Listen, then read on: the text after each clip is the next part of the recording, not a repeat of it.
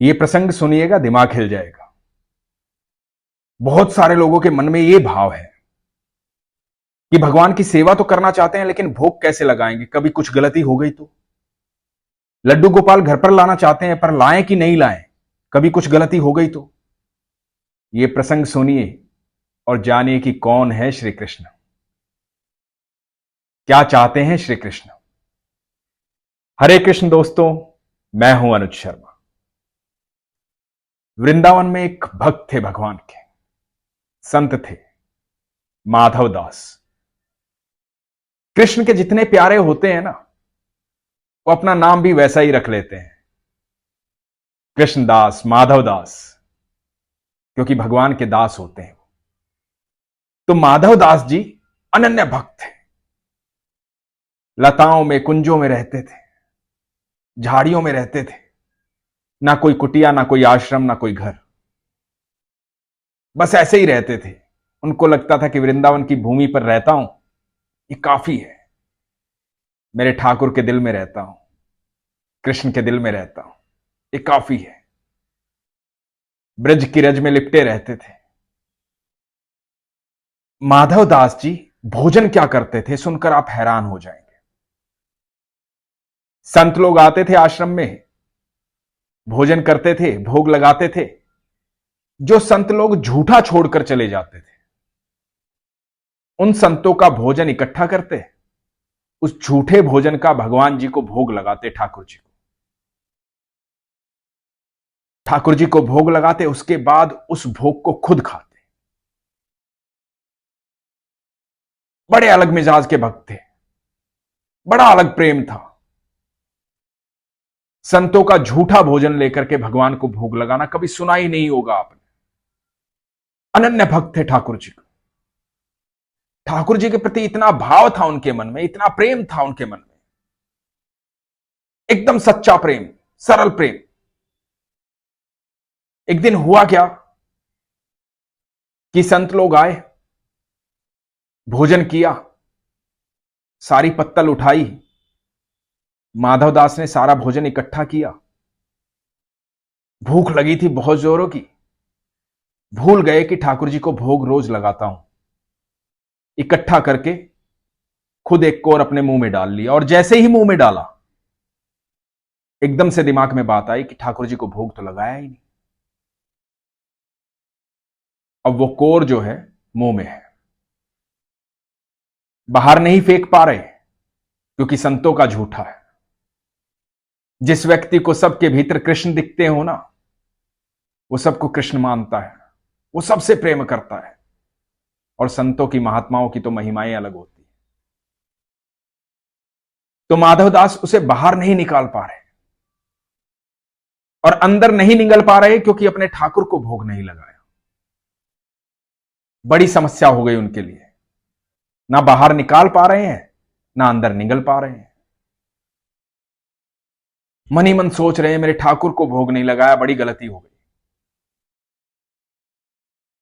रो रहे हैं, आंखों में आंसू आ रहे हैं, और कोर मुंह के अंदर। 10 मिनट हुई, 15 मिनट हुई, आधा घंटा हुआ, 1 घंटा हुआ, कुछ नहीं सोच पा रहे। आधा दिन बीत गया, पूरा दिन बीत गया, पूरी रात्रि बीत गई। अगले दिन की सुबह हुई, कोर मुंह में है, वहीं बैठे हैं। वो संतों का झूठा भोजन भी वहीं रखा है, ना अंदर ले रहे हैं, ना बाहर फेंक रहे हैं। दोनों ही तरफ सम्मान की बात है, दोनों ही तरफ भगवान की बात है। अनन्य भक्त ऐसे ही होते हैं। आंखों से अश्रुधारा लगातार बह रही है, मन ही मन ठाकुर जी से माफी मांग रहे हैं। कह रहे हैं, प्रभु ये गलती हो गई, ये पाप हो गया मुझसे, पहली बार ये पाप हुआ है, मुझे क्षमा करें प्रभु, मुझे क्षमा करें। ठाकुर जी को याद कर रहे हैं, और प्रातःकाल ठाकुर जी उनके सामने आ जाते हैं साक्षात। देखते हैं माधव दास, मोर मुकुटधारी, बंसीधारी, बाके बिहारी, नंद के लाल, यशोदा के लाल, माधव दास के प्यारे कृष्ण कन्हैया सामने खड़े हैं साक्षात। देख रहे हैं मुंह में कोर है, कुछ बोल नहीं पा रहे, बोलने की स्थिति में ही नहीं है। ठाकुर जी बोलते हैं, ठाकुर जी कहते हैं, माधव कल से भूखा हूं, भोग ही नहीं लगाया, भोजन ही नहीं खिलाया। माधव दास इशारों में कह रहे हैं कि प्रभु गलती हो गई, समझ ही नहीं पाया क्या करूं। कौर मुंह में ले लिया, तब याद आया कि ठाकुर जी को भोग नहीं लगाया, मेरे प्यारे को भोग नहीं लगाया। अब इसे बाहर भी नहीं कर सकता हूं क्योंकि संतों का झूठा है, आपके भक्तों का झूठा है, आपके प्यारों का झूठा है, कैसे बाहर फेंक दूं। अंदर निकल नहीं सकता हूं क्योंकि आपको भोग नहीं लगाया। मेरी स्थिति बड़ी गंभीर है प्रभु, मुझे क्षमा करें, मुझसे गलती हो गई। ठाकुर जी बोले, अरे इतना क्यों सोच रहे थे, जब तुमने मुंह में ले लिया था तो उससे भोग लगा देते। तो माधव दास इशारों में कह रहे हैं, नहीं प्रभु, आप ये भोग लगाइए जो सामने रखा हुआ है, मुझसे गलती हो गई। ठाकुर जी बोले, अरे क्या गलती हो गई, अपने मुंह से निकालो और मुझे भोग लगाओ। माधवदास बोले, प्रभु इतना बड़ा पाप तो नहीं कर सकता, अपना झूठा आपको कैसे खिला सकता हूं। तो ठाकुर जी मुस्कुराए, ठाकुर जी बोले, माधव इतने दिनों से तू सबका झूठा मुझे खिला रहा है, आज तेरा खिला देगा तो क्या चला जाएगा, और तू तो मेरा सबसे प्रिय है, रोज सबका झूठा ही तो खिलाता है, तो चल अपने मुंह से निकाल और भोग लगा। माधवदास रो रहे हैं लगातार, आंखों में अश्रु भरे हुए हैं। सोचो कैसी स्थिति है कि भगवान सामने खड़े हैं, कुछ बोल नहीं पा रहे हैं, मन में यह चल रहा है कि क्या करूं क्या ना करूं। सामने सर्वेश्वर है, ठाकुर है, ईश्वर है। तो भगवान जिद करते हैं, तुम भोग नहीं लगाओगे तो मैं भूखा ही रहूंगा, भोग लगाओ माधवदास। माधवदास भगवान के चरणों में गिर गए, बोले, नहीं प्रभु ऐसा पाप नहीं हो पाएगा, नहीं प्रभु ऐसा पाप नहीं हो पाएगा। भगवान जिद करने लगे। भगवान ने कह दिया कि तुम भोग नहीं लगाओगे, अपना झूठा नहीं खिलाओगे, भोग ग्रहण नहीं करूंगा, अब सोच लो तुम्हें क्या करना है। और माधवदास ठाकुर जी के पैरों में गिरे हुए हैं, और पैरों में गिरे गिरे आंखों से अश्रु बह रहे हैं, कुछ बोलना चाहते हैं, इतने में उनके मुख से, उस कोर से थोड़ा सा चावल गिरता है। भगवान की तरफ देख रहे हैं, भगवान उनको उठाते हैं, वो चावल का दाना उठाते हैं, भगवान ग्रहण करते हैं, अंतर्ध्यान हो जाते हैं। ऐसे हैं मेरे ठाकुर, ऐसे हैं मेरे कृष्ण। हम क्या जानेंगे उनकी महिमा को। वो इतना प्यार करते हैं, इतना प्यार करते हैं जिसकी कल्पना भी नहीं की जा सकती। और हम लोग ये सोचते हैं कि क्या भोग लगाएंगे उन्हें, कैसे सेवा करेंगे उनकी। हम लोग ये सोचते हैं कि अरे ये तो एक ड्यूटी बन जाएगी, लड्डू गोपाल को ले आए तो